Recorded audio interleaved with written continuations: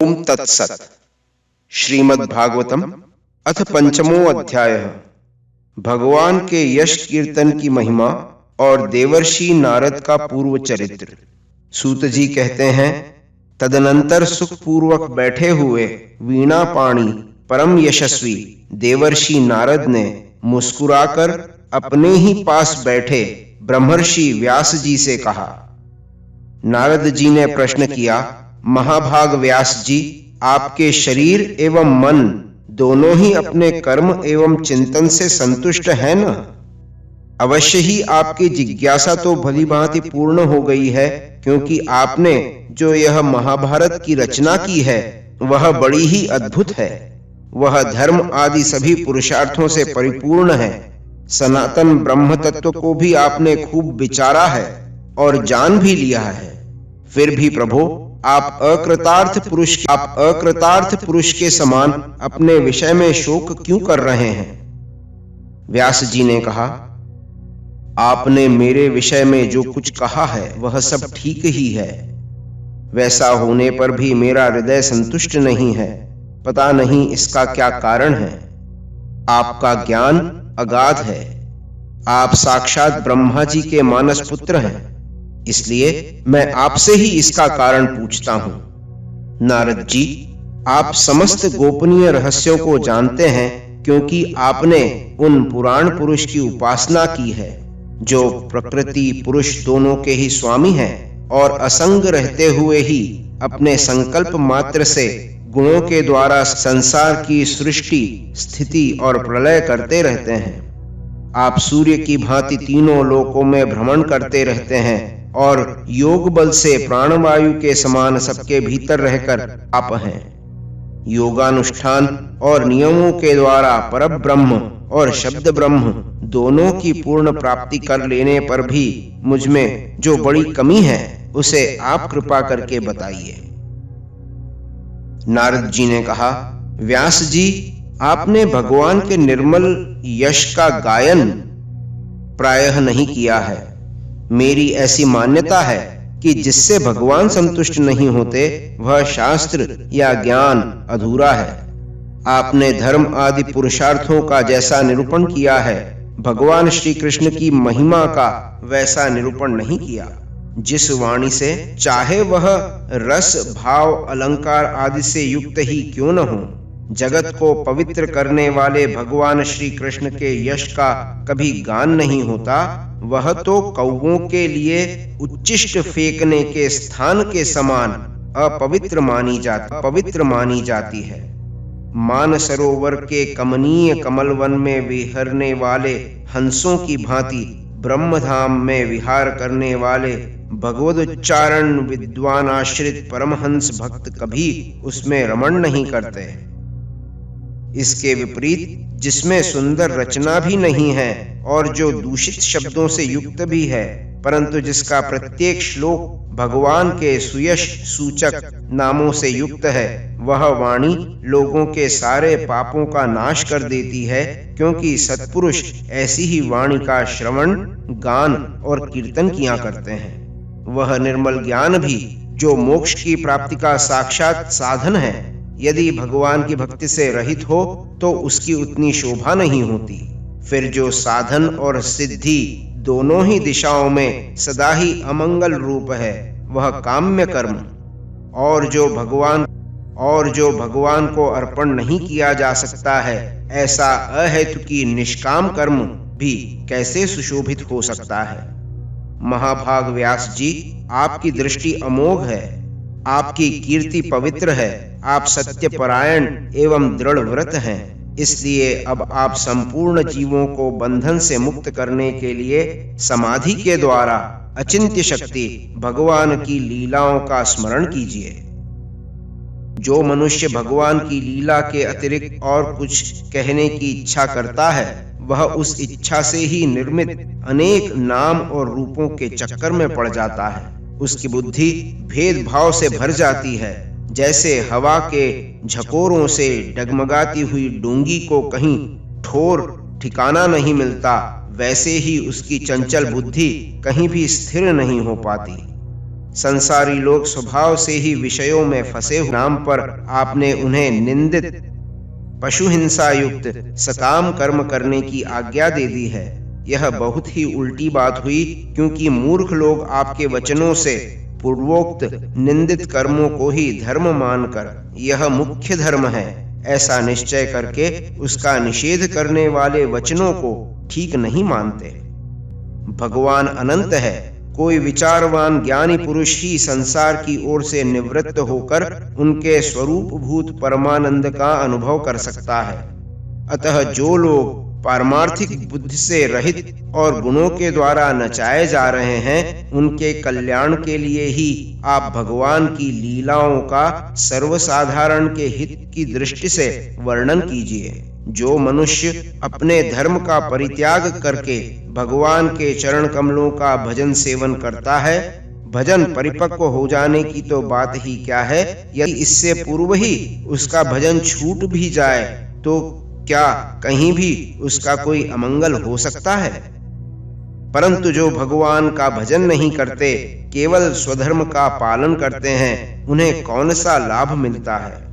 बुद्धिमान मनुष्य को चाहिए कि वह उसी वस्तु की प्राप्ति के लिए प्रयत्न करे जो तिनके से लेकर ब्रह्मा पर्यंत समस्त ऊंची नीची योनियों में कर्मों के फल स्वरूप आने जाने पर भी स्वयं प्राप्त नहीं होती।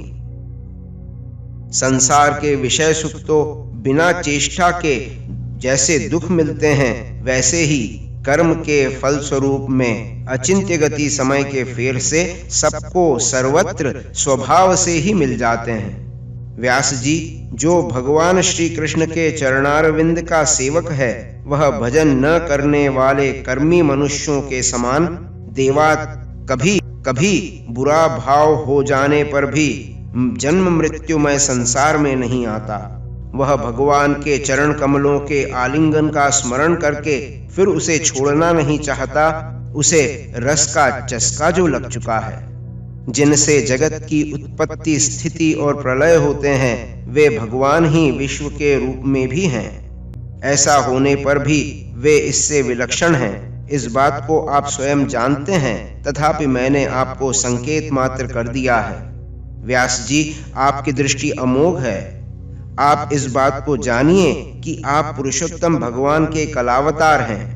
आपने अजन्मा होकर भी जगत के कल्याण के लिए ही जन्म ग्रहण किया है, इसलिए आप विशेष रूप से भगवान की लीलाओं का कीर्तन कीजिए।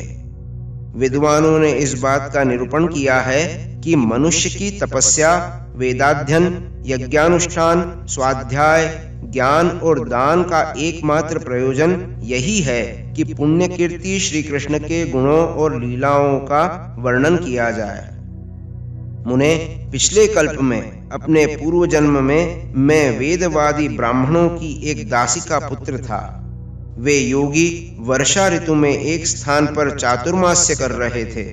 बचपन में ही मैं उनकी सेवा में नियुक्त हो गया था।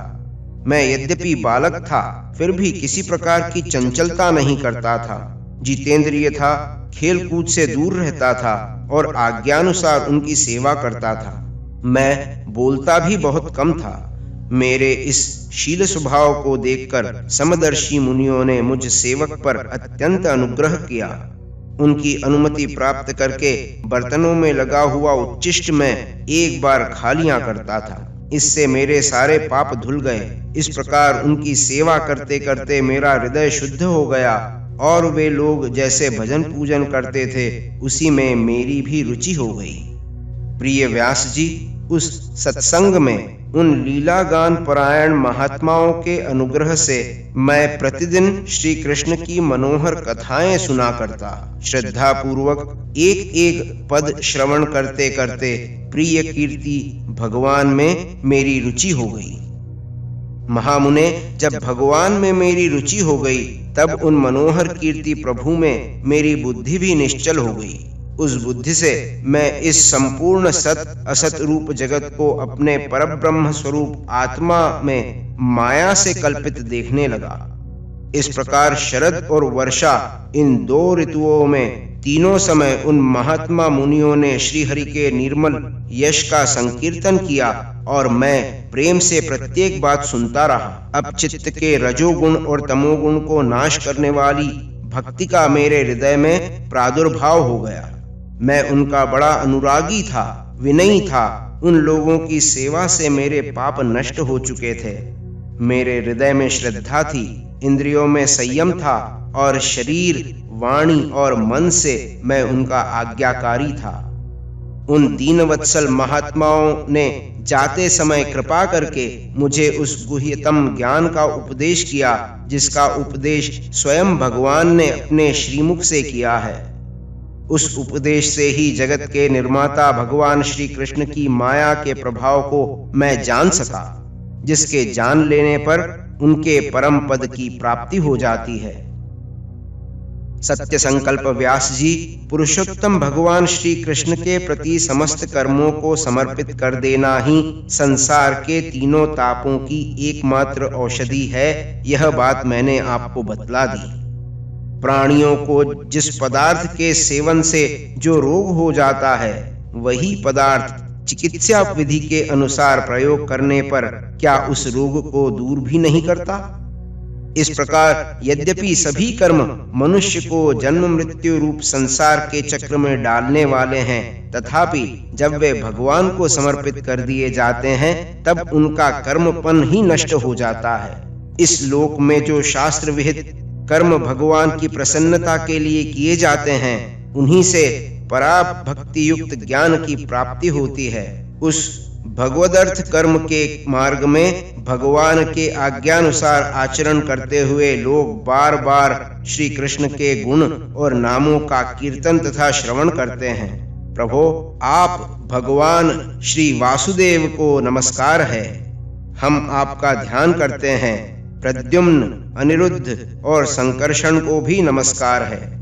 इस प्रकार जो पुरुष चतुर्व्यूही भगवत मूर्तियों के नाम द्वारा प्राकृत मूर्ति रहित अप्राकृत मंत्र मूर्ति भगवान यज्ञ पुरुष का पूजन करता है, उसी का ज्ञान पूर्ण एवं यथार्थ है। ब्रह्मन, जब मैंने भगवान की आज्ञा का इस प्रकार पालन किया, तब इस बात को जानकर भगवान श्री कृष्ण ने मुझे आत्मज्ञान, ऐश्वर्य और अपनी भावरूपा प्रेम भक्ति का दान किया। व्यास जी, आपका ज्ञान पूर्ण है। आप भगवान की ही कीर्ति का, उनकी प्रेममयी लीला का वर्णन कीजिए। उसी से बड़े बड़े ज्ञानियों की भी जिज्ञासा पूर्ण होती है। जो लोग दुखों के द्वारा बार बार रौंदे जा रहे हैं, उनके दुख की शांति इसी से हो सकती है, और कोई उपाय नहीं है, और कोई उपाय नहीं है। इति श्रीमद्भागवते महापुराणे पारमहंस्यां संहितायां प्रथम स्कंधे व्यास नारद संवादे पंचमो अध्याय।